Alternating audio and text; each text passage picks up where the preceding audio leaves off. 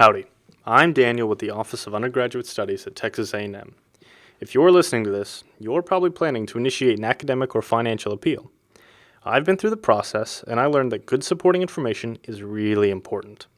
Supporting information includes anything, usually on paper, that shows what you claim to be true actually is true. When you appeal, you're asking someone to overturn a decision. That's not something to be taken very lightly. Whoever is considering your appeal won't just take your word at face value.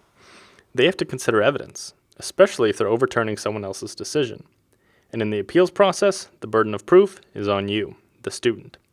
Besides gathering evidence, you're going to need to write a statement explaining why you're appealing, also known as the basis for the appeal. Your statement connects your claims to your evidence. Keep the statement and the evidence well organized so your appeal is easy to read. Evidence is anything that backs up your claims. Some examples are notes from doctors or counselors, death certificates, obituaries, newspaper accounts, excused absence letters, a syllabus, grades from eCampus, emails, or text messages. You can even call a witness to a hearing, but usually not a character witness. After all, you're an Aggie, so it's assumed you have good character.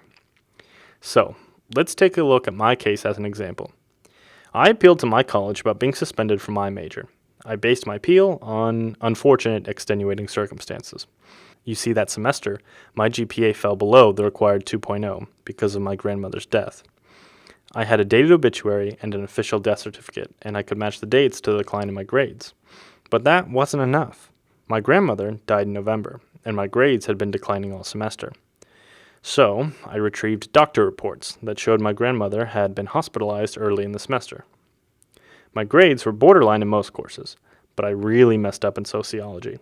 So I explained in my statement that my sociology class met on Fridays, the day I had to drive back home to Houston to help my single mom get my grandmother to chemotherapy. I know I should have met with my advisor or sociology professor before I got that F, and I knew it looked bad, so I used my statement to explain that further.